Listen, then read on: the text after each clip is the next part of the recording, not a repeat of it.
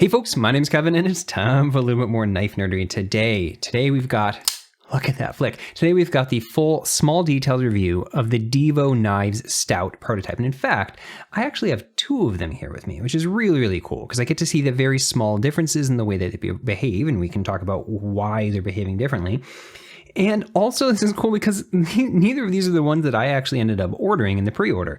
I was so convinced I was going to get this one. This one is the so just me version of the knife, but I could not resist that crazy copper carbon. Man, too many C's to contact. The carbon fiber they had that has the copper inlay. That just looked so freaking cool. I ended up having to get that one. Anyway, spoiler alert. I actually really like this knife, and if I'm being completely honest with you, I didn't expect that to be the case. I expected to like it. In fact, I expected to even like it a lot, but I didn't expect it to like it quite as much as I actually do. And the design itself, it has kind of grown on me in a way where I actually really like the design too, and we'll talk all about that as we go, because this initially, when I first saw it, was not a me-looking knife. Okay, so let's back up a little bit. What is Divo Knives? Okay, Divo Knives is a collaboration between two different people in the knife community. We've got Lefty DC, aka Kevin, and we've got CM Knife Designs, aka Colin. Kevin and Colin just started talking because they're both knife folks. Kevin had reviewed some of his knives, they get along, and so they just started chatting. And Divo Knives started initially as a conversation around of what Kevin was saying, what he would hope a knife would look like, and he had sketched something up. And the reality is, the origin story of the Stout actually makes it all make so much more sense to me. Because when I first looked at this, I didn't think this looked a whole lot like a Colin design. Now, I've not handled any of Colin's designs, but he's got quite a few out there. He's got a couple with Tucson, a couple with Kubi, I think 3 with Kubi. And so a lot of them are actually really me in terms of their curves. A lot of them are really kind of thick, stout knives. That's probably not a coincidence. But so they tend to be like a little bit thicker and chonkier than I typically want out of an EDC knife. But in terms of the actual lines themselves, they're actually quite up my alley. Especially, I love the look of the Royal, and I love the look of the TS 319 and even the TS 174. Anyway, I really like Colin's style, but when I saw this, it just didn't look like a Colin design to me. And so what I learned from talking to Kevin, also just looking at the lives, watching his live streams and explanations, all of this, is that the reason behind that is that this actually kind of wasn't a Colin design originally. Kevin sketched up what he wanted a knife to look like, and Colin said, "Hey, I know how to do CAD, and I can, draw that up and actually, clean it up and turn that into a CAD file for you." And he did that and came back with it. And Kevin said, "Well, you did all of this. Now it's yours too. Do you want to try and make these together?" And that turned into a whole conversation about what would it mean for them trying to make a knife company and how would they like to collab. And they decided that'd be a great idea. Let's go with it. But yeah, that's at the end of the day. This is, I think what we're seeing here is a Kevin design that Colin helped bring to fruition. And I think that explains it a lot. And they've got a couple of other things. I think they've shown 3 other designs already on their channel, and all 3 of those have a lot more of a Colin flair to them and Colin qualities in terms of the way that the curves of things work. And I think that going forward, what's coming out of Divo Knives is going to be much more of a true collaboration between them from a design perspective. I could be wrong. I don't know how much this has gone back and forth and how much Colin really had to say in the shape of this. But if you compare this to the sketch that Kev originally did, and luckily they've shown us that it's basically just a traced, cleaned up version of what Kev's sketched. So anyway, yeah, if you've watched my channel, you've heard me talk about Kevin a lot. He's done a lot to help out my channel, but he's also done a lot to help out everybody. Kevin just pours himself into this community. He exudes enthusiasm, and he is so just involved. He does so much to kind of help facilitate stuff and promote people and encourage people. And he's just like a kind of a positivity ball. And I love that about him. It's incredible. I don't personally know Colin. I've never actually talked with him, but from everything I've ever heard about him, he's actually seems like it's like a really stupendous guy. He seems just like a really friendly, nice guy. And I watched their live stream together, and he just seems like he has a good personality too. So they're both people that I think are pretty darn cool. And I wanted to check out the knife. I was going to probably buy one of the knives anyways just to support them. I'm going to be completely honest. But I did think it would look like a knife that would be up my alley in terms of the way it would function. But once I had it in hand, I actually really, really like the way this works. And I'm very glad I ended up getting it on the pre-order. Okay, so let's start actually talking about this knife. I'm not sure which of these I am going to use throughout all of this. Which one shows up easier? If this one tends to glare, I guess I'll use this one. Yeah, I'll use this one. So right off the bat, obviously the first thing we got to talk about is this blade. This is the most, I don't know, visually striking part of this knife. It has this very distinctive shape that immediately to me looks like the face of a bird. And one of the things that Kev very frequently does in his videos is compare blade shapes to animals. That's just like how his brain works. He sees a knife and he goes like, that looks like a insert random exotic animal that he's, yeah. And so, yeah, it's just seemed fitting that he made a knife that looks like a bird. And I've joked with him about that from the beginning, that this is some kind of eagle or toucan or something like that. And a lot of people have. And he said that that was never actually his plan, that he didn't personally think of this as a bird-shaped knife until people pointed it out to him. But so what makes this shaped like a bird? I think this looks like a very stern eye with a very sharp eyebrow. And then this, of course, looks like some kind of toucan or hawk or something shape here. But what do we actually have going on? We have a thumb ramp of sorts. It's a subtle one, and there's no jimping here. We're going to talk about that in a moment. Then we have this divot down that's reminiscent of Harpoon knives. We've got a swedge along the front and this curve down, which gives it largely a kind of sheep's footy profile. Like if you took this off, you would say that this is a sheep's foot knife. Putting that on, you've got a sheep's foot with a harpoony thing. And unfortunately, Kev is calling this, I think officially, Divo Knives is calling this a SheepsPoon blade shape. And I just hate that name. It's, I guess, accurate as a portmanteau of those two words, but it just sounds really, really gross to me. But all of the actual individual components there are things that are functionally really, really good.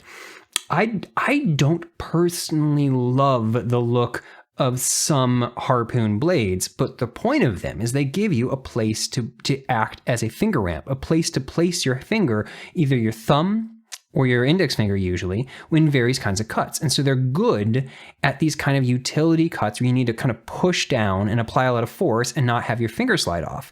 And so that is something that, like, functionally speaking, is very well aligned with what this knife is intended to be. This knife is intended to be well, it's called a stout to begin with, and they did say that that is a reference to the fact that to like a stout beer, but it's obviously intended to be a thick-ish, sturdy, just kind of beater knife. And I don't mean beater in like you're going to beat the crap out of it, but beater in the sense that you can just do whatever the hell you want with it in EDC tasks and not worry about breaking in any way. It's supposed to be a utility knife that you would actually use day to day, left and right. And that's, I think this blade shape is just screaming that. Kevin says that one of his most common things that he does is cutting out shipping labels, and so he lines up a whole bunch over top of each other and then pushes down with enough force to be able to cut through a bunch of sheets at once. And this is exactly, of course, this is the blade he would design, because this is perfectly suited for that.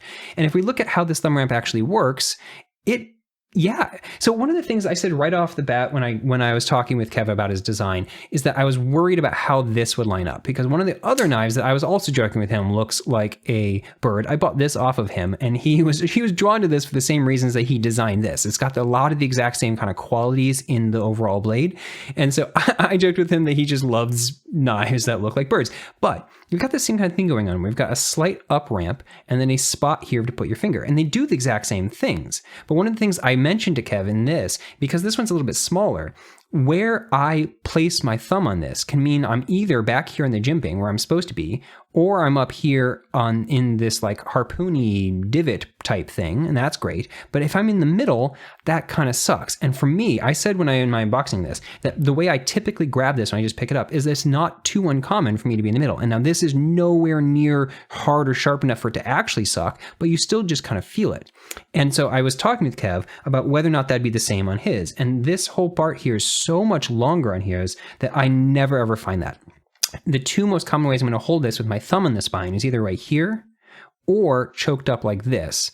And both of those are super duper comfortable, feel really, really nice. And I don't ever really find myself, just because of the general size and positioning and the length of this, I don't ever really find myself accidentally putting my finger here. Now, if you do, it's not sharp. Nothing about this is sharp. That's actually a theme of this knife. Everything is really, really nicely rounded, but it does feel unpleasant. Like it's just, it's a corner. Anytime you're pushing on a corner is unpleasant. But like I'm saying, every time I've ever reached to pick this up, I never land there. It's just the right amount of distance away.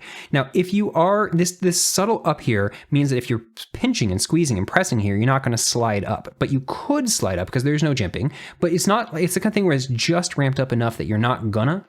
And then if in a pinch grip, this is again, like where this is designed for, your finger just kind of rests right in here in a really, really nice way. And again, the length here, everything is just, they did a really good job of shaping and positioning and aligning the ratios of this so that he obviously designed this to fit his hand.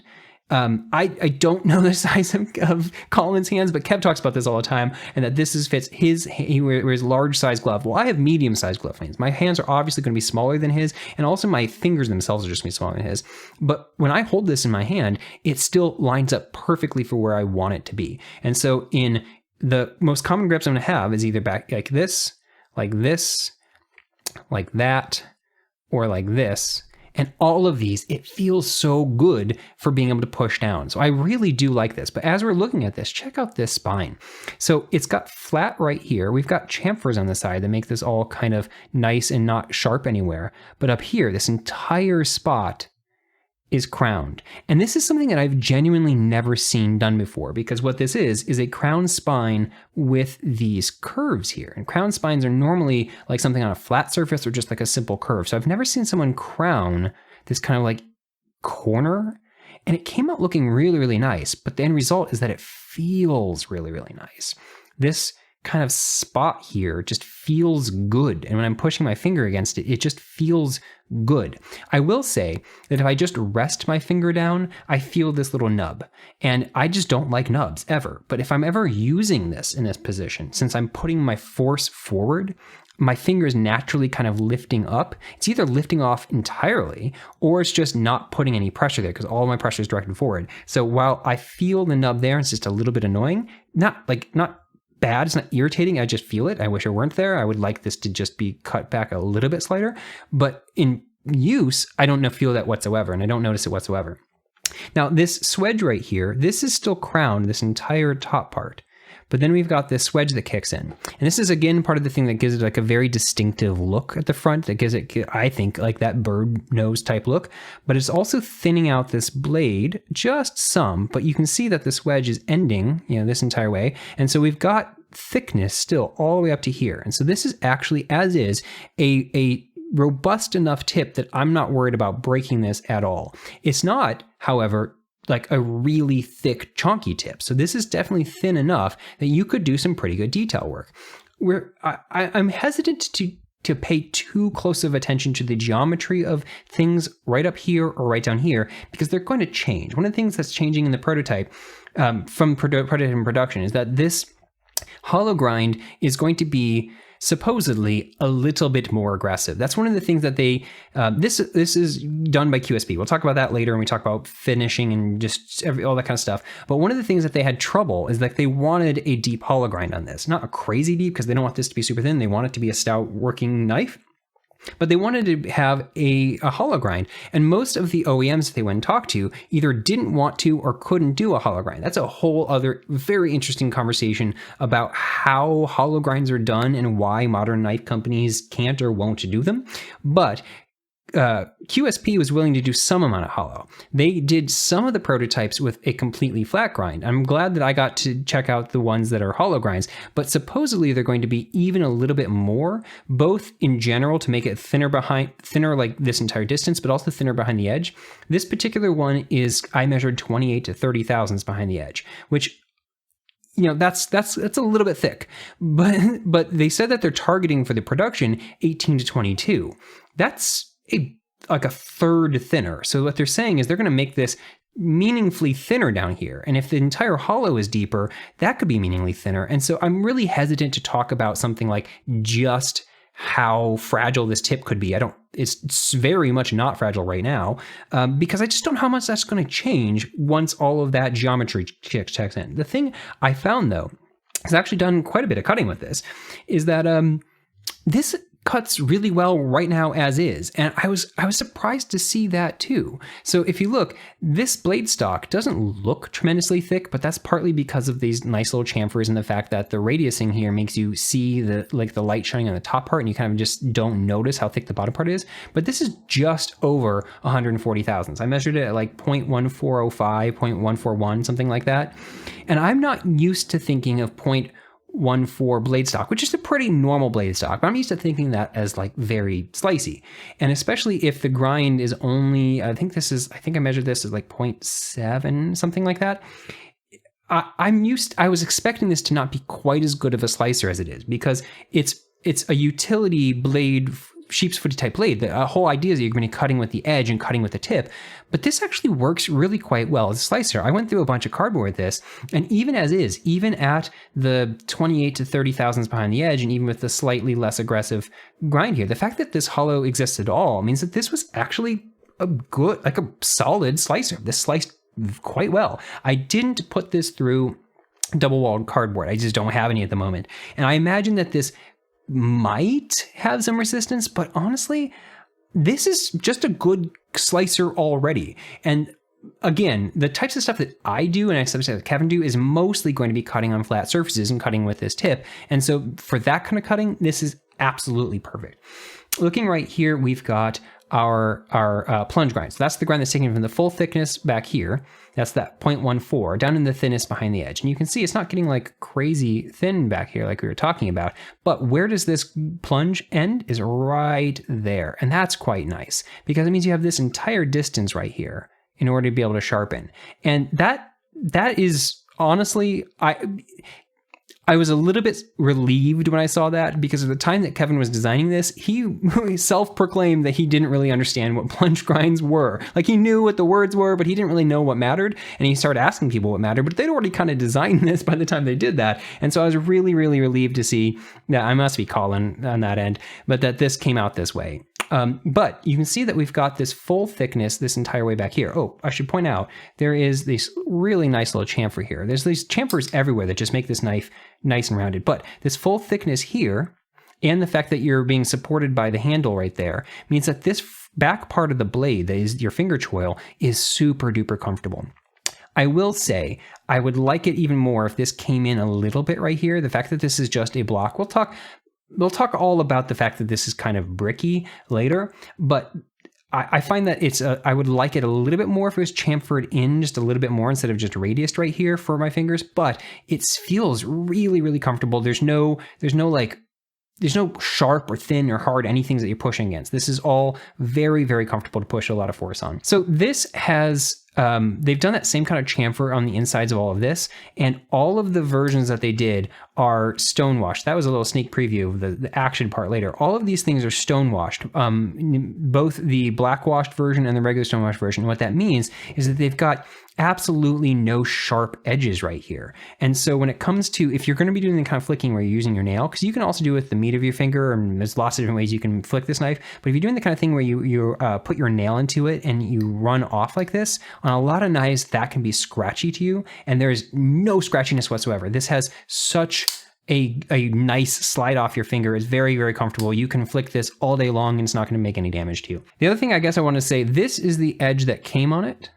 And it's a pretty nice edge, but it's just like a reasonably factory edge. This one, if you see it, this one is a edge put on, whoa, look at that mirror. This edge was put on by Jared Neves. And he is, I mean, you obviously, I'm assuming if you know my channel, you know Neves Knives.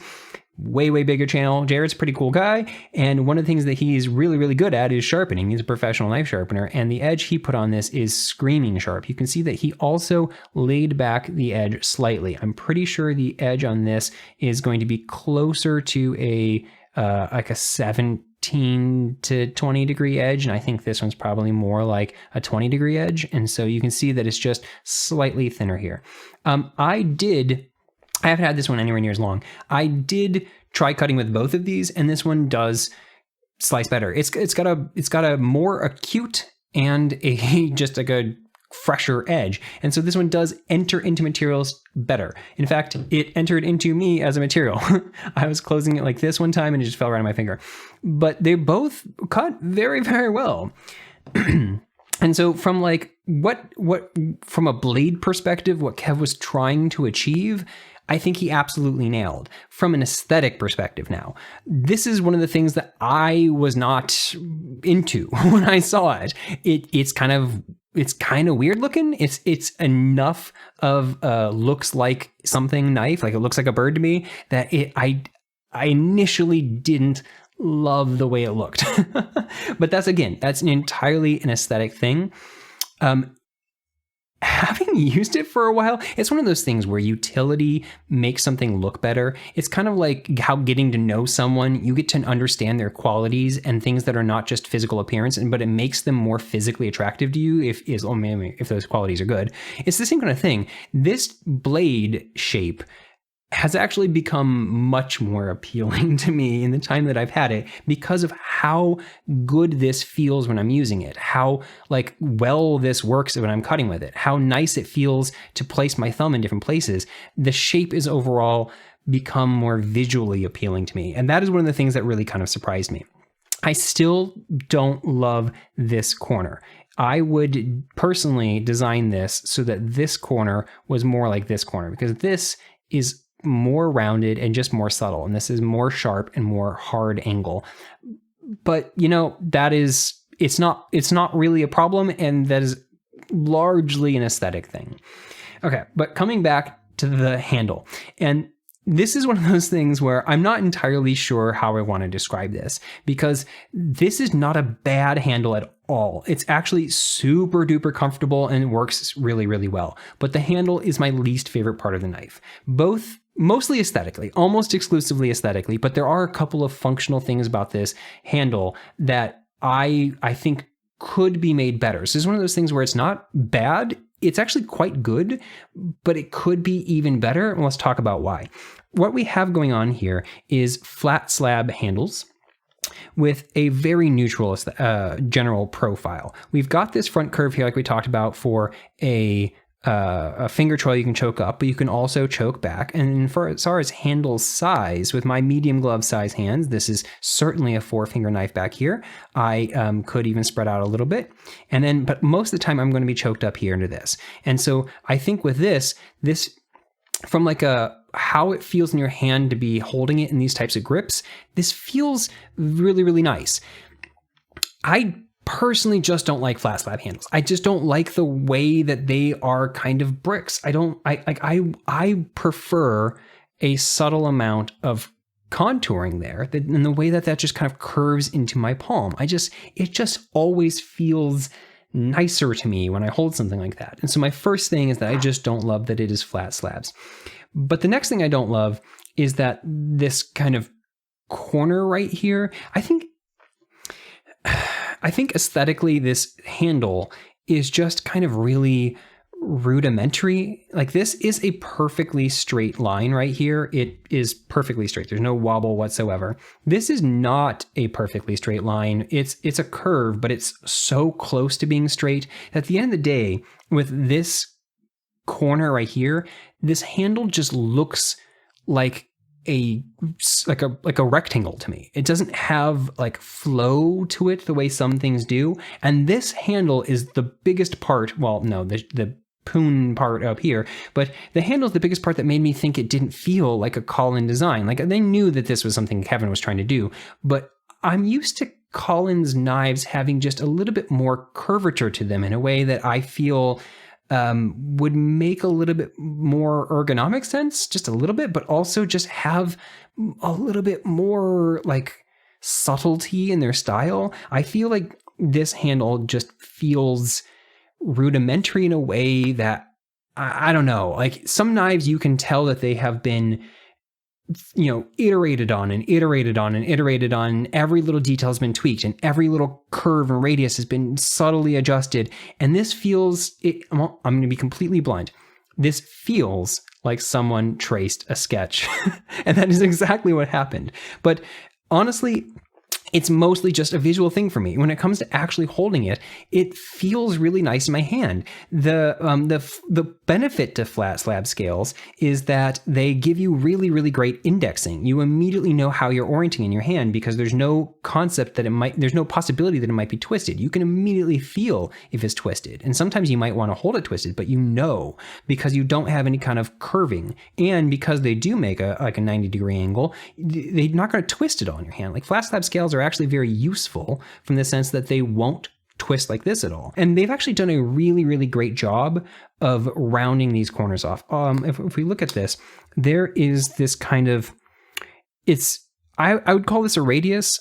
It's in some places it might feel almost like a chamfer, but this is like rounded this entire way. A lot of companies, if they're going to have flat slab scales, they just put an angular chamfer on this, and this has the same kind of radiusing and round smooth transition here as you find right here. And so the result is that it feels really, really nice everywhere. Like there's no, like for comparison, I love this mock, but my least favorite thing about this mock is that it's just flat slab scales, and you can see that they just have this kind of chamfer along the edge. And this even itself is better than this, where this is, my only real complaint about this is the little native, is that the flat slab scales just feel like a brick in my hand.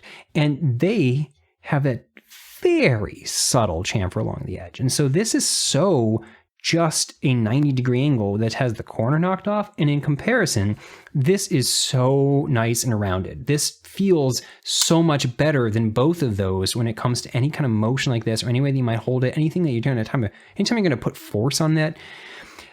And so I think like that aspect of this is all really, really nice. In terms of the shape outside of just, my aesthetic preference and the simplicity in a way that kind of feels blocky to me, I think there's two things that I would change.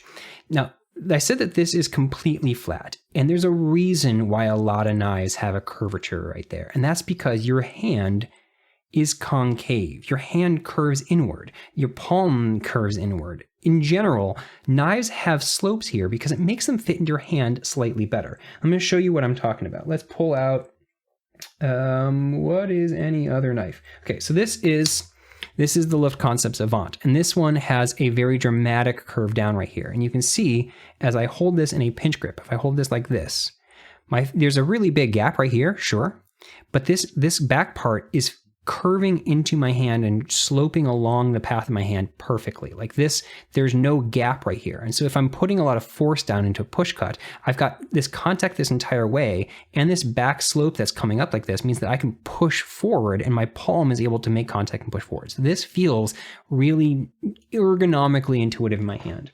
Let me find a different one. Okay, so I also have this in right now. This is the God of Mischief prototype from Renegade Provisions Co.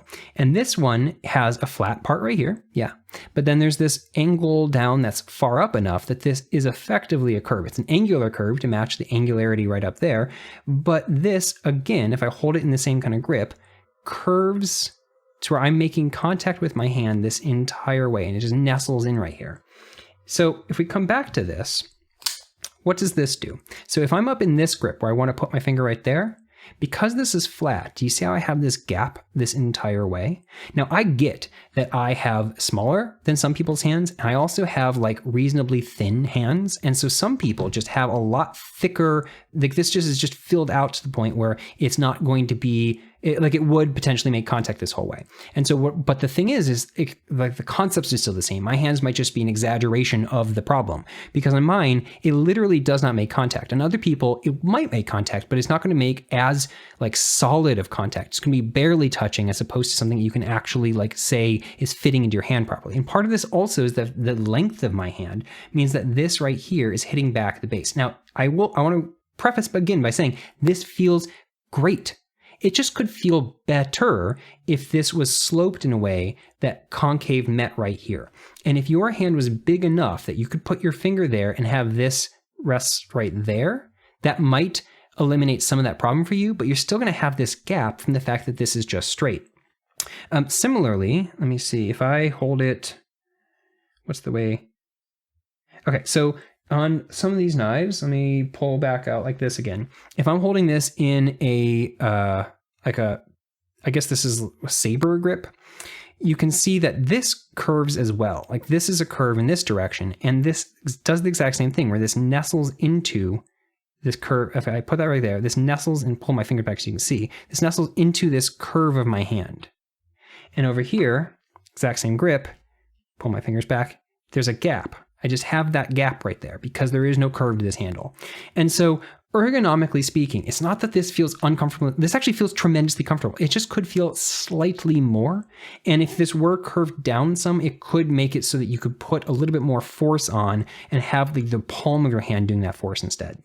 The other thing that I would say is that this top corner right here, I don't personally like the aesthetic of it, but whatever, that's a preference choice. But functionally speaking, there's a reason why a lot of knives kind of curve down right here. Let me see, like, so this one that I had, you can see this curves back. This guy that I had, that curves back. Just generally speaking, okay, so this is the Asher knife Spiro. You can see that it comes back. Oh yeah, this is another one where it's just curved down this entire way. And so when I'm holding this in a pinch grip, like I'm making contact the entire path. And so my entire hand feels like it's really locked in there. Anyway, this coming back like this means that if you hold it in the kind of pinch grip that you would use for like a chef's knife, this is the kind of pinch grip where instead of putting your finger along the spine, you're pinching onto the blade like this. Well, if you look at where my finger is right here, it's resting on this corner, and it's able to wrap around, kind of curl around this sloped shape.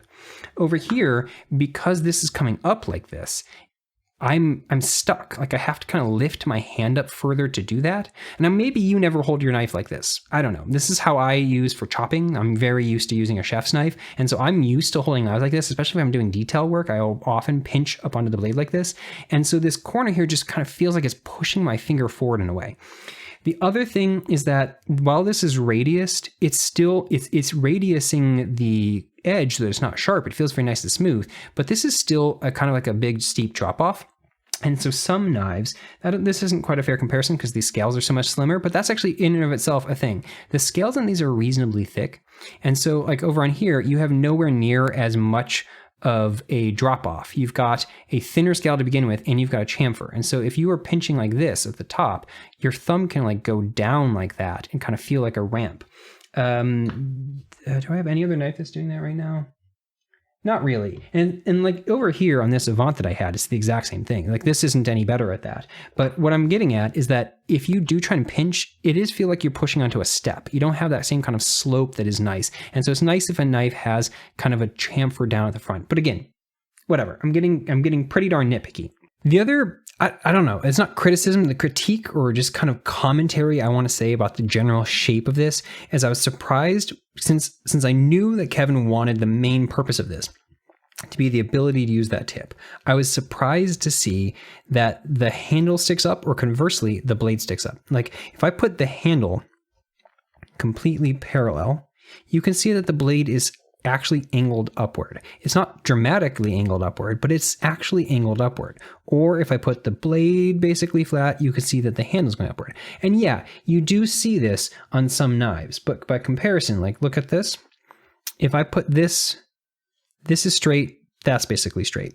And what the difference between these is is going to be about just how much you have to tilt your hand. So you can imagine this being so parallel like this means that if I'm holding this, my wrist is straight, the blade is straight, this is actually angled down some.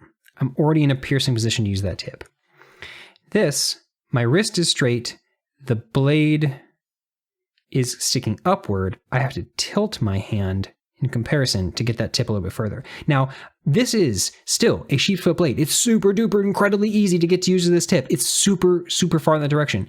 But if you're designing it specifically to use the tip, it makes more sense to have this entire knife kind of curve this way instead of curve this way.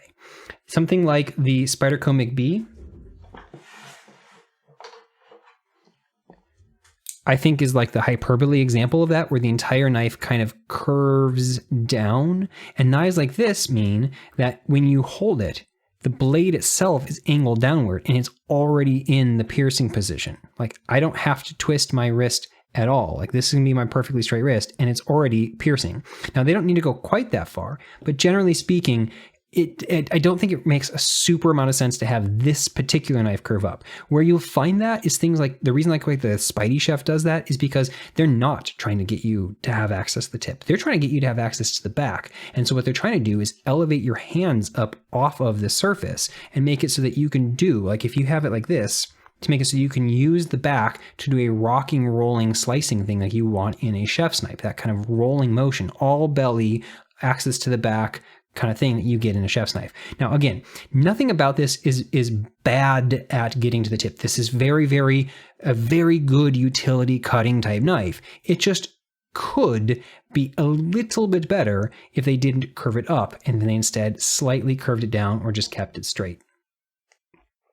As far as actually handle though, like in terms of how it feels, it really does feel very good. The only thing that's I think problematic about the handle is this tiny little corner right here is quite sharp, but that's something they're already addressing for the prototype. I mean, sorry, for the production. They've already noticed this and they're gonna knock it down. And it's the only thing on the entire knife anywhere that feels even the slightest bit uncomfortable. Speaking of which, the clip. So the clip is often a thing that people consider hot spots, and it's completely unnoticeable on this knife. It's possible some people will feel the tips of this wire clip right there, but I never, it doesn't hit me in the slightest bit. It doesn't stick up enough to matter at all to me. And where the front lands feels perfect. This clip is not in any way an ergonomic problem. And from a functionality perspective, it's really quite nice. It's quite deep carry. It's got a lot of good spring to it. I'd say my one issue with this clip is that it doesn't have a ton of clearance. Now I stuck this through every single pair of pants that I have, every pocket that I have, even on hoodies and stuff like that, and I never once had a snag, so it's probably a non-issue. But this isn't just a ton of clearance, and so if you have very thick pants, or if you're used to things snagging on your pants as you go down, I think that might be an issue. It might be the only real complaint, but you could pretty easily bend that up. The other thing is that the nature of wire clips, the fact that they are just kind of rounded here, means they're really, really good at sliding over stuff if they do kind of push into it at first.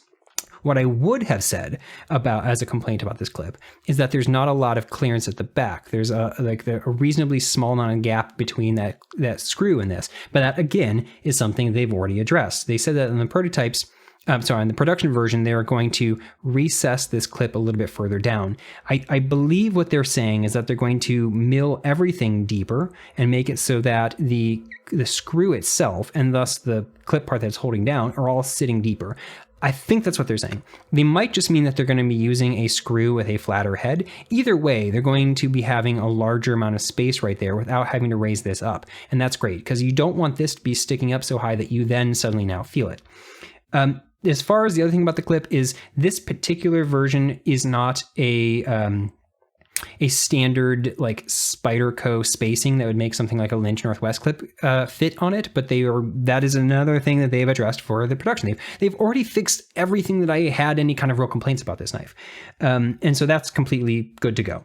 The other thing about this handle is this. So I personally don't have any trouble unlocking this whatsoever. I find it incredibly easy to do with the way that I typically do, which is this kind of like my thumb vertical thing. I know Kev tends to go like this with his hand, like he sticks it and uses like the side of his finger. That's super easy for me to do. I don't find it difficult at all, but it is kind of narrow. And if you have bigger hands, it could be a thing. But again, they've already addressed that. And so the production versions are going to have this show side slightly recessed right here to give you more access. And so like across the board, everything that I would have thought to, the few things that like stood out to me as things I would change, I already knew from having talked with him, but then I confirmed with the list that he sent me, the official list he sent me, and obviously one of them is already addressed. I wanted to point out one other thing while I have this, and I was saying how there's no sharp corners except for that. Again, they're fixing it, and that's this. I love this. So one of the things about bolster knives is they can sometimes leave you with a really sharp corner right here. And this right here is a perfect example. This is the only thing that I really don't like about the God of Mischief so far. Well, I'm doing a full small details review of this too, but this corner, this coming up like this is an acute angle, and then there's no like chamfering right here, which means this is a very pointy corner. This, by comparison, is not at all. So what we have here is an obtuse angle to begin with, and then there is a chamfer right here. This entire edge has been chamfered. And then there's an additional chamfer right there where they've cut down this. And then this is all radius. So the end result is that this feels so good. There's nothing sharp at all about this. And the fact that this sticks up above the thing right there doesn't in any way feel bad. That was a really big relief to me, because this sometimes sucks to press my finger into, and it feels totally great. The two handle options that you have are either the black micarta or the copper carbon fiber. And then with both of those, you can either choose the blackwash thing and the blackwash bolster and the blackwash blade, or the stonewash bolster and the stonewash blade. And with both of these, so what you have here is slabs of titanium with a lighter material on top. And you can see that there is no like weight relief inside, but where you're getting kind of sort of weight relief is with the fact that these scale materials here are much lighter than titanium would be. And so the end result is that this knife feels, I'm going to say, not heavy. Like I was kind of expecting it to feel heavier. It's 3.892 ounces, and for a 3.3 inch blade, that's above the ounce and inch mark by enough that I was thinking it might feel heavy, and it doesn't. It does feel, also this is 0.515 inches thick, and so the entire thing, I was worried that it might feel too thick and too heavy. At the end of the day, it doesn't. It feels thick in a way that feels hand-filling, and it feels heavy in a way that feels like it's still light, but it has a little bit of heft to it, and so it kind of lends to that feeling of just kind of, I could do things with this. It feels like it's going to work with you, as opposed to like, it doesn't feel like it's going to wear you down. And then as far as where the balance is on this, it's kind of exactly perfect. It's right, if I straighten my finger out, it's right there. And so what that means is that this is either choked back directly in front of your pointer finger, or choked up directly behind your pointer finger. And for a knife that has a voluntary choil, that is the best you're going to get. And the end result is that this feels very well balanced. It feels very nimble. You don't feel like you've got, like, the weight is not, it doesn't feel like it's like swinging in your hand, and you don't feel like you got a tail heavy knife. Everything just feels well balanced. And so that, if they had added weight relief right here, they would have messed up with this balance point. And so I don't think this is the kind of thing where I would want any additional lighter, and I wouldn't want any additional while we're talking about stuff on the handles, we've got a T10 here and T8s here. I think it's remaining that way for the production version. It's possible that everything will become T8, but I think this is staying T10 and T8s everywhere. The other thing about in terms of disassembly is that these are T8, but then there's two other screws underneath that once you take these off, and those are also T8. And so you only need those two. If they do change this to a T10, you'd only need the one.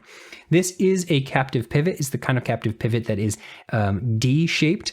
We're going to take a look at this inside, and I think we're going to look at this one inside. I'm going to talk about how all that works, but I love the fact that it is captive, and it also means that this logo of theirs is something that is going to stay perfect. You never have to worry about it being slightly skewed or anything like that. And that's one of the things that's really going to be cool about this, that like they know that this is they know that people have strong opinions, and this is a completely sterile knife otherwise. And so they know that some people either aren't going to like their logo, like they just aren't going to like it because they don't like the font or something like that. By the way, me personally, I don't love the font, whatever.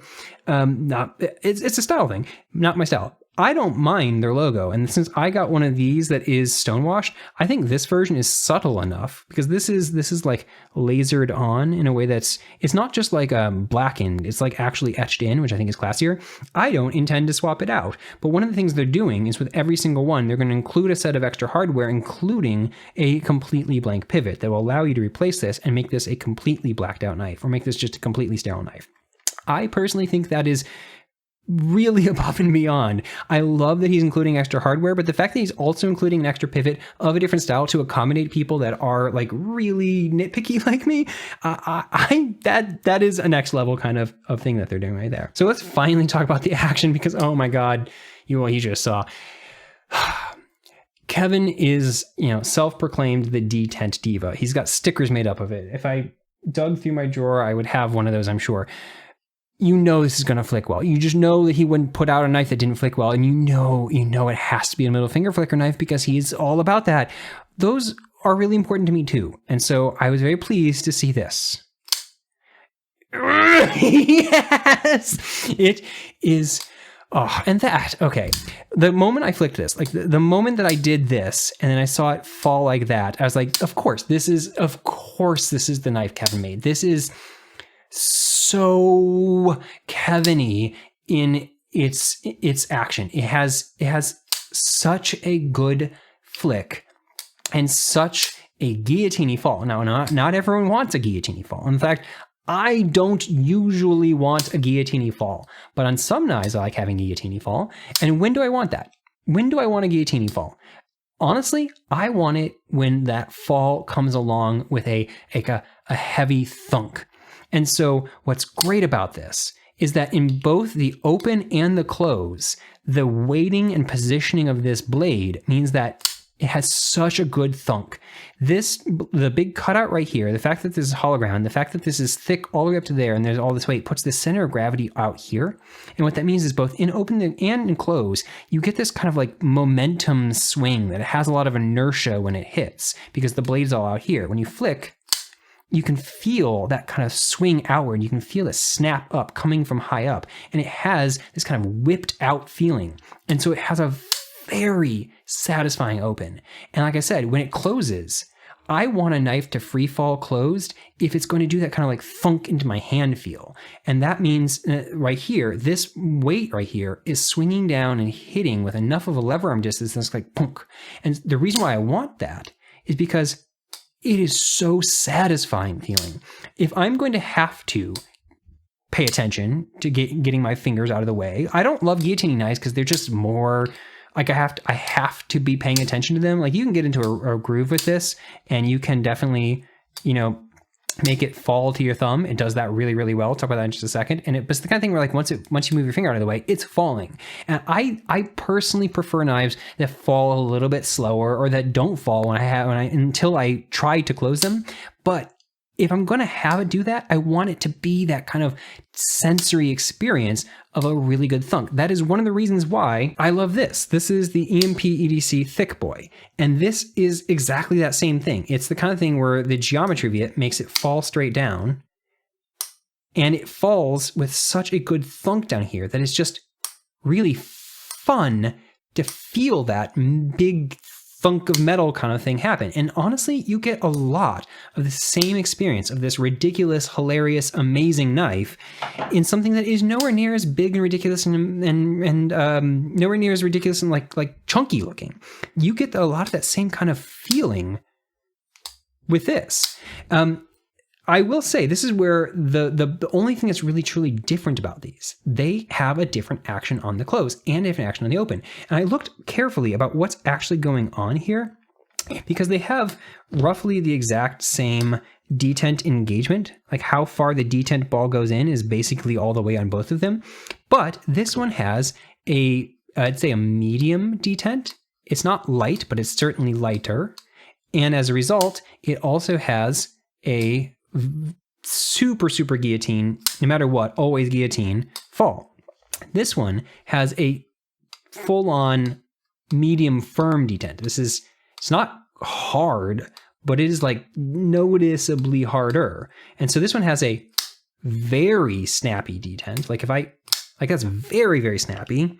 And when I close it, it will stay just a little bit. Now, once I swing it at all, or if I just lean it over some, it will fall all the way home. This is still a very guillotine-y knife, but this closes just ever so slightly slower. And so actually, from my personal preferences, this is, I think for use, I like this more. And for play, I think I like this more, because this just has that more of that thunk to it. So what's actually different between these? The difference is the lock bar. So on both of these, they've got this, they've got a little lock bar relief right there. They've got a thin thing because it's a bolster lock. And so neither of them have a particularly firm pressure, but this one is quite light. And so even though the detent engagement is the same, a lighter lock bar means a lighter detent. And since almost 100% of what's going to be stopping your blade from falling is going to be the pressure from the lock bar, the lighter lock bar right here means that this is just noticeably more free fall. This one is not hard to push over by any means. It's just definitely firmer by a pretty good amount. It's like immediately, obviously firmer. And so as a result, there's just a lot more resistance. And they're both equally smooth. That's something I'll talk about in just a sec. They're both equally smooth, but you can just feel that it's putting up more of a fight. But because of the weight distribution here, it still just completely falls. But it's the kind of thing where, like, if I hold this, like it's a good line, let's say I bring right to there, so it's like about parallel with that line right there. If I bring this one to right there and fall, it didn't close all the way. And if I bring this one to right there, it closes all the way. So these are prototypes. I don't know how good QSP is going to be at dialing these detents to be exactly the same. But what I'm seeing here is that with this design, a subtle difference in lock bar pressure means that you can tune it to have either a slightly more controlled fall or a slightly more free fall. And either way, it has a very good action. This one has a lighter detent, but still so sufficient to make a very, very satisfying thing. And so what I'm seeing is that you could tune this to be whichever way you want. This is the kind of thing where, because it's a bolster lock, it'd be particularly easy to do. You could tune this by just taking this apart, you will have to take out the steel lock bar insert, but you could just bend this over. Or if you want to go the other direction, you don't have to take, well, you do have to take it apart, but you don't have to take the lock bar off. And technically, you wouldn't even have to take this off if you took the other side off. And you would just bend it in. And by just adjusting that detent strength, you can change the action. I'm not sure where I want mine to fall, because I think this is more practical, but this is so freaking fun to play with that I might intentionally make mine act like this, even if it comes like this. This is another one of the things where I think Kev completely nailed what he was trying to do. He was trying to make a knife that is like, don't think about it user, and for specific kinds of user. I think he nailed that. And he was trying to make a knife that was fun to play with. And this is exceptionally fun to play with. It's so easy to flick and so like satisfying when it does. It's so easy to thumb flick, and I'm bad at thumb flicking, but it's so easy and fun to thumb flick that I actually like go out of my way to thumb flick this knife. And yeah, so I think from like a someone that wants to fidget with your knives and have it feel really satisfying, I think he absolutely nailed that as well. Now, I showed a moment ago that you can make this fall to your nail like that, and that is often how I will close this knife. It works really, really well. You do have to get your finger out all the way. And I'm doing this under a camera. And so I'm also kind of demonstrating an intentional thing that I do. if you hold this at a side, it's going to stay a lot more and give you time to move your thumb out. If you're holding this up and down, the moment you get your hand out, ooh, it falls right down. But part of what that means is that it doesn't matter if you close this way where the detent engagement is, because you're already going to be on the detent ball. But this knife actually does a really, really good job of that. I know that's something that Kevin also cares a lot about. I haven't handled any of Colin's knives, so I don't know if this is something he's also paying attention to in all of his designs, but the detent engagement on this, how far you have to close it before you encounter that detent ball and be up and on it, is really good. It's just that.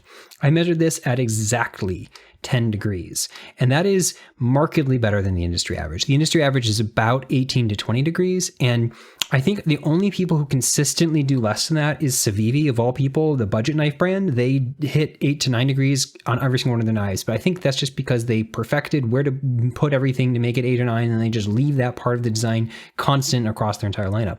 So 10 degrees, I was really pleased to see that. I'm not surprised to see it, because again, this is something that Kevin pays attention to as well, but it means that if you don't make it fall to your thumb, if you just do the kind of thing where you do this and you push it over, you barely have to push it over. Like I'm already up on. And so that was very, very nice to see. So let's talk about this for just a little bit. So I mentioned how you would need to take this steel lock bar and start out. This is one of those things where he has a steel lock bar that's acting as the lock face, and it's also acting as the over travel stop, but is doing it in a way that's actually kind of different from a lot of other knives. Most other knives, let's see if I have any on the table that do it. Okay, so this is a steel lock bar insert that is acting as over travel stop, and you can see right there, there's a little bit of metal sticking down. So the way it's very common to do it is to have the metal stick down into this way and press it against the bottom of the blade right here. What they're actually doing here, oh, and what you'll see on knives like this is that it's often very, very flush at the top, that the difference between the front of the titanium portion and the steel insert portion is usually indistinguishable from like a visual perspective, aside from you can see like the seam. Here, you can see that this sticks out. That's like a nub sticking out right there. And the reason is because it's actually the lock face part of it itself is acting as the over travel. If we look right here, I might be able to show you this better on this one because it's not gonna be as dark. Right there, there's a little cutout. And so it's actually the lock face itself, that part that's sticking out forward, that is hitting into the scale right there and acting as the over travel. And that's honestly just as good. I don't know why more people don't do that. It's a little bit simpler. It means that the shape of your lock bar is, a little bit simpler. I honestly don't know why more people don't do it. So now let's talk about finishing. So this is being done by QSP, and my take, so Kev has been calling this 90% Riot. I think it's going to be that is so hard to say. That's such a subjective thing. What you value out of a Riot build is going to determine how much like percentage you place in the various parts of the things you value. I think that the build quality in this is really, really good.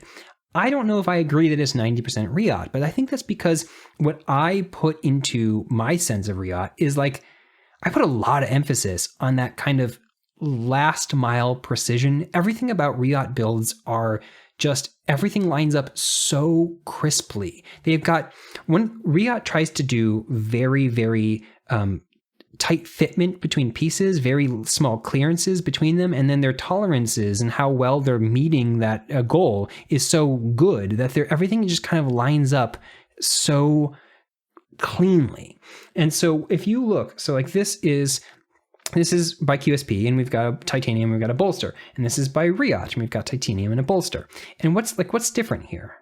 So if you look, you can see this seam right here.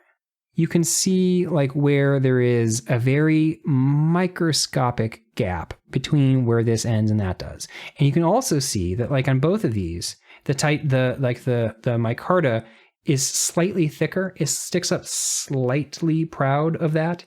And so in addition to a textural difference, you can kind of feel a bump up on. And then if we look at like how we travel up around, you can see like how we're fitting into these corners right here.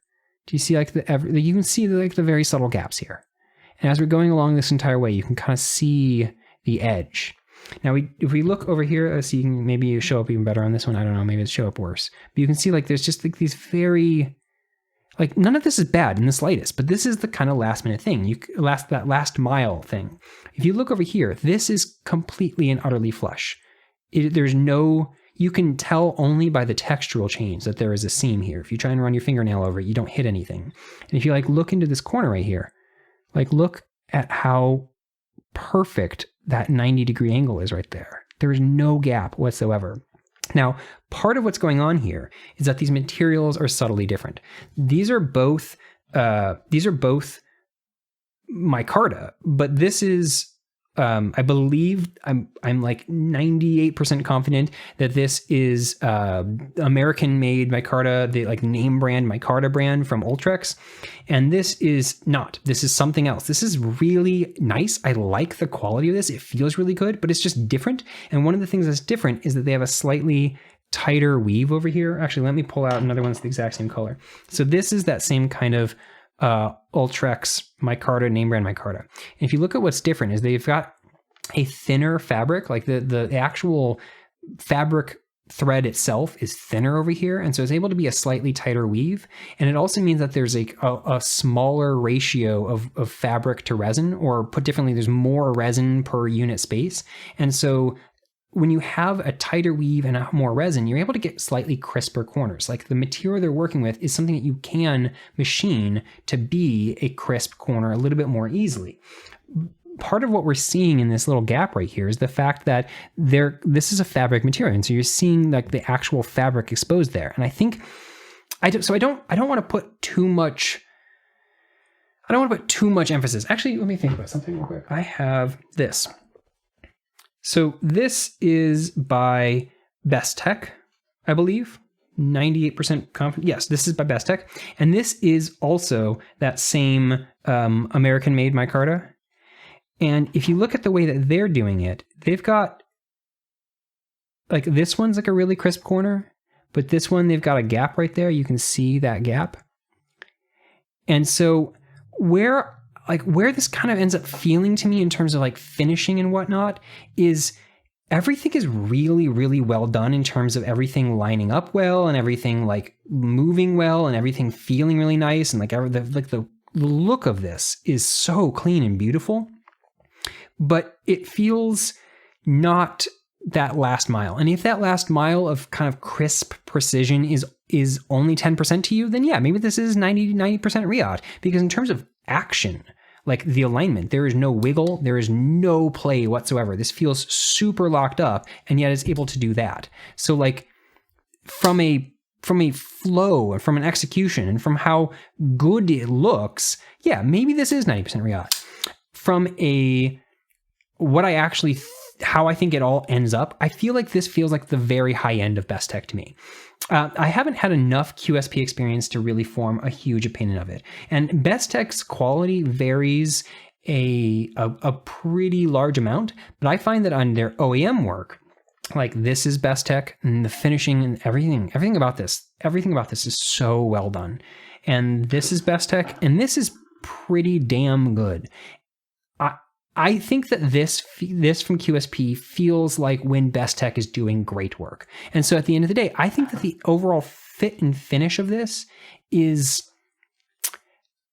definitely not that kind of ultra precision of Riot, but it's really, really good. And if you compare this, like if you saw the prototypes that Kunwu did, by the way, this is done by Kunwu, and I think it's done fantastically well. But if you see the prototypes because they, at the same time they had QSP do some prototypes, they had Kunwu do some as well. And I'm not trying to throw any shade at Kunwu, but like the version that Kunwu did is just, it looks janky in comparison. This looks so clean and nice in comparison. And if you just look at kind of across the board, this looks really nice. Everything, especially how round everything is. Yeah, I think QSP did a really, really good job on it. Okay, so let's take this apart and look inside. I think that's what we're gonna do now. It's pretty darn easy to take this apart. You're gonna need a T10 and a T8. This is the only thing that is a T10. Everything else is a T8. And the way that you can take this apart is by just leaving it on one side and working entirely down. You don't have to flip anything over as you go. So to start with, we're going to use a T. I'm going to close this so I don't this edge that Jared put on it is wicked. You start with a T8 by taking out these screws. This is something that I think might change as you when they address this screw to make it sit in deeper. But be careful right now, because there's the screws on this side and the screw on that side are actually different depths, and it's to accommodate the fact that this sits slightly less deeply on this side because it's being held up a little bit by the clip itself. And so when I actually got this to me, Kev had swapped them around, or someone, I guess could have been anyone, swapped them around, and so the screw was ever so slightly sticking in on that side, and this side was barely catching, and they just needed to be swapped. Anyway, once you take this out, you can just set this entire thing down somewhere, and you don't have to take the other side off at all. You can leave that entirely. And these appear to be HRC testing marks to me. I don't know why that's there. I don't know what's going on. I don't know why they're testing the titanium, but okay. I mean, you can harden titanium some. Anyway, what we have now is a T8 right here. Let me do this from the side. These ones are the exact same size as each other, so we can just put that out of the way. We don't have to keep track of which one is which. And then we have, I don't know why I'm doing this with the blade open. I shouldn't have. By the way, at this point, like especially before I took that off, because this is not structural, you could use the knife like that. You wouldn't want to, but like when you're putting back together, you can test with that. But yeah, let me close this real quick to get that out of the way. Switch to our T10 and take the pivot out. Okay, and at this point, the knife is going to want to just come apart. And so it's very, very simple and easy. We've got our blade right here. And then we've got our back spacer. These barrel spacers are going to stay screwed on to the other side. Okay. There are comparable screws on the other side underneath this that are holding this on, so that'll all stay together, and there's no reason to take this off, but you can take it off. It comes off easily. What we've got going on inside here is just really, really straightforward. We've got a internal stop pin right here. This is the kind that is like affixed into the blade. It's like press fit into here, and it's not going anywhere, and it travels in this smile-shaped arc. You can see we have our detent path right there. There's no detent ramp because of the way that it falls to your thumb. There's absolutely no reason for it. There's no need for it. This is what I was talking about in terms of there's that path right there, that chunk right there, where the lock face itself then acts as the over travel stop. And it's that straightforward. These are 5mm pivot. And sorry, this is a 5mm pivot. So these are 5mm 1/16 inch bearings. So this is very standard. And yes, of course, skiffs do fit. Now I tried putting skiffs in it because I have some skiffs, and I didn't feel like it did anything. I didn't feel like it made any difference. This wasn't a knife that needed help from lateral stability. This is a knife that is perfectly centered and just kind of free falls. And so it didn't make any impact whatsoever. And so there's nothing else going on here. It's this simple. So to put it back together, I'm not going to re-oil it right now because I oiled this fairly recently. We just slide that back down. You would apply your oil. You just leave this at like a 90-degree angle and then push this down on top, line up your pivot, and then line up your back spacer. Everything just snaps into place. And this is the kind of thing where this part feels kind of Riyadh, where everything just lines up and snaps into place. You then put that down. Put the next one in. And then switch to our T10 for our pivot. Now, like I said, at this point, it's a fully functioning knife because this is not structural at all. So you can right now check for your centering, and you can see that we're slightly favoring that way. So what I'm going to do is back this out slightly, loosen these slightly. That part, by the way, is what makes it not feel like a Riyadh build to a little bit degree. Most Riyadh knives are the kind of thing where you just layer them and it's instantly immediately centered because it can't be anything else. But this is the kind that you can tune slightly. So I'm going to push this over to the side. What causing the alignment, I don't know. It might be the scales this way type of thing, but whatever. The point is I'm going to push this over to cause this to be more pressure that way. And then I'm going to tighten this down with the pressure over there. And then tighten these down and see if that leaves me centered. And it did. So that was really straightforward and easy to do. And then how is my lockup? Super bang faulty. And how is my action? I have it a little bit tight. I don't need to keep adjusting it. I can keep adjusting it, but it's more comfortable if I don't. And so you can see that there's these little tiny holes right there and right there. Oh yeah, they pinned that too. What the heck are they doing with that? I don't know. That's something about it being a prototype. You can see there's these holes right there and there. Those cover up these screws. And that's because if they made these countersunk, then since this is as thin as it is, it wouldn't leave a whole lot of material right there. And so they're leaving the full strength of material and then just cutting into that. And so I can just place this down on top, use my T8 again, and tighten that down.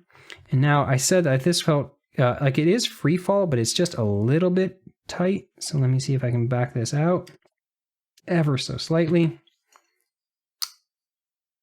Still absolutely no blade play. Very, very bang faulty.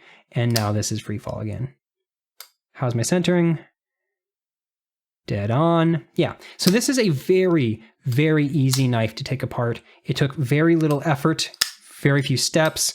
And trying to get it centered again was very, very easy. And it's just,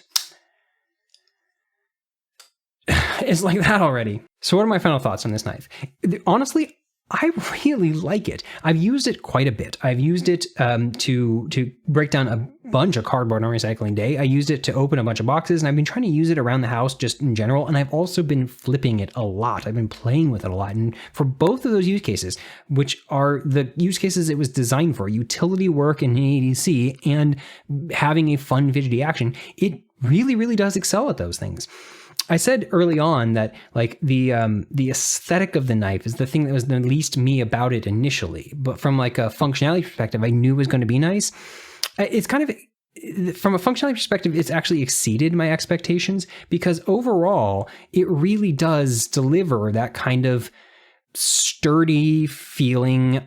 I know this will just do whatever I want it to knife for an EDC purpose. Like I get the impression when I hold this, the way, like the rigidity of this, the fact that it is so bang faulty, the fact that the overall profile of this means that it is like robust. This feels very much like a knife that when I pick it up, I'm not worried at all about what I'm going to do with it. But in fairness, I don't do stupid stuff with my knives. I don't try to baton with these things. I'm not going to try to break it. But for the kind of stuff that I do, I'm not worried at all about whether or not this is going to perform well or whether or not I'm going to damage it in the process. And so that leaves me with this really kind of positive, like competent feeling. I like that. Every time I picked it up, it felt good and capable in my hand and pleasant. It felt pleasant to hold. It felt pleasant to try and use. I really liked using it. And something I said early on is that if something's not perfectly or aesthetic, the more that you have a positive connotation with actually using it, the better it's going to look to you. Because every time like I see this hoop right here, I think, oh, it felt really good to have my finger press right into that little spot. Like that feels really good in my hand. And so like I see it and I have a positive reaction. And even though it's not the same positive reaction as I see it and it looks beautiful to me or something like that, really, really my aesthetic, it's still a positive reaction when I see it. And that feels so incredibly similar. Like in your brain, that feels so incredibly similar to finding it attractive. And so the reality is that the shape of this itself has become significantly more appealing to me. The aesthetic was the main thing that I didn't think was like a super duper me part of it. And the aesthetic itself has grown on me a lot. And I actually really kind of like how the fact it looks like a stupid bird. I love that now. Like that's really kind of grown on me in this way that it's playful and fun. And I enjoy that. So at the end of the day, this is the first knife from Divo Knives. And I think it's only going to get better from here. I like this knife a lot. And I think I'm going to like their next knives even more. Because what's going on here is that this is a knife that, for the most part, this is a knife that Kevin designed and Colin brought to fruition. And I think that you kind of see that. Like, it feels like a knife that Kevin designed, which means that it feels utilitarian. It feels like it has specific use cases in mind, and it really, really excels at those. But overall, stylistically, Kevin's not a knife designer. I mean, he's becoming a knife designer. He's learning more about it and growing in that. But he's not like an artist. You know, he doesn't have like an architecture degree or something that some kind of training or like a natural draw towards like creating things with a really clear aesthetic vision and like really good flow and balance and all that kind of like this. He's not a knife designer. Colin is. I don't know Colin's background. I don't know if he has any kind of like training and that kind of stuff, but he's done it many more times at this point. And so the same way that I think the early Asher knives feel kind of rudimentary and the current Asher knives feel way more polished, I think this feels kind of rudimentary. And already, I think the things coming out of Divo Knives next feel a lot more polished. They've shared 3 other knife designs. One of them is a slip joint. I don't know if they've actually done a prototype with anywhere of that. And the other 2 are more in the budget space. Well, one of them is in the budget space, and one of them is actually not in the budget space. It's the Thai frame lock. Both of those are being done with Kubi. I think the slip joint is being done with Kunwu. I'm not entirely sure. But they have other things that they're working on next that are actual collaborations between the 2 of them. And I think as a team, the output is going to be even better than the individual pieces. And I think the actual designs, the curves, where curves are, how they flow, how they feel aesthetically of the other knives, they're much more my style, and I think they're just a little bit more nuanced and evolved than this. And so I end up really, really enjoying this knife, and I think I'm going to like everything going forward even more. So to me, this is a really, really good first knife. I love it. I'm glad that I'm really glad that I got one.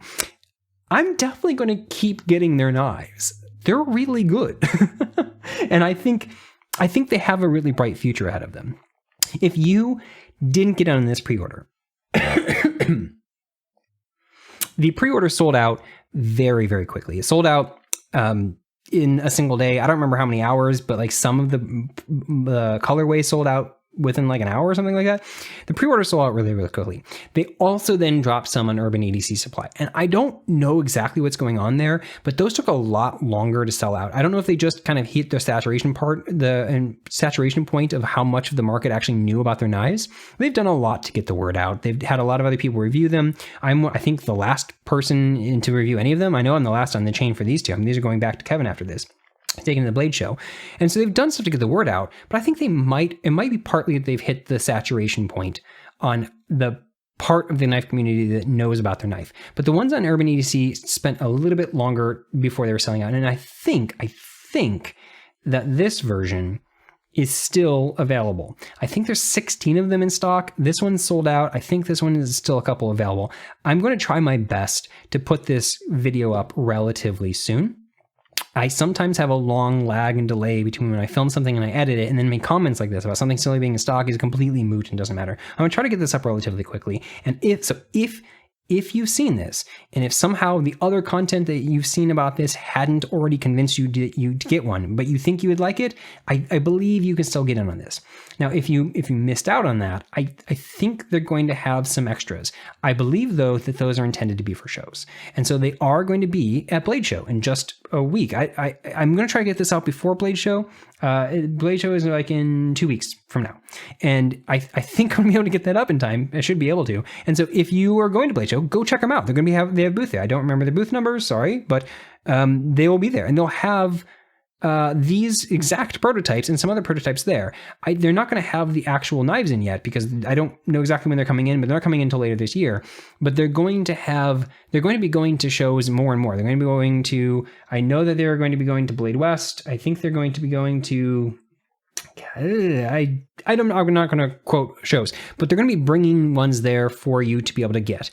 And the other thing they're going to be doing is I heard that they ordered a set of 50, maybe 100 or something. Like they ordered a fair number of Mokutai backspacers. And that will feel maybe a little bit weird on the like kind of usury finish version here. But when you have the swirly copper carbon fiber thing, I think it might look really, really cool. I don't know. I'm not a Mokutai person, but some people are.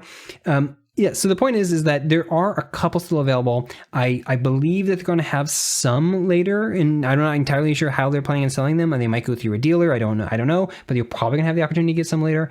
But they're definitely going to be doing more iterations. And in fact, they're working right now with Kunwu on the possibility of doing I think a full frame lock version, something like that. No, I'm blinking what that is. They're doing something that's fancier. Oh, they're trying to get Vanax steel. They're trying to do some wild stuff. They're trying to work with Kunwu on doing like a thinner, a slimmer handle, like a more slim light EDC version, where this is more of a stout. That'll be like a stout light. I don't know. Maybe they'll call it a porter because it's not quite a full stout. Anyway, they're trying to do a version like that. So the point is they've got a lot more coming, both with the stout and with their other knife designs. And so, yeah, definitely watch this space. Pay attention to them. I think you're going to want to. And if this is something that you got on the pre-order and you haven't handled it, of course, because you're not one of the extremely fortunate, privileged people like myself that happen to be able to test out these, I think you're going to really like it when you get it. Let me rephrase. You're going to love it when you get it. Okay, I'm going to stop rambling. Thank you guys for watching. Thank you, Kevin and Colin, for letting me check these out. Yeah, this has been really fun. Yeah, thank you guys for watching. I'll catch you guys next time.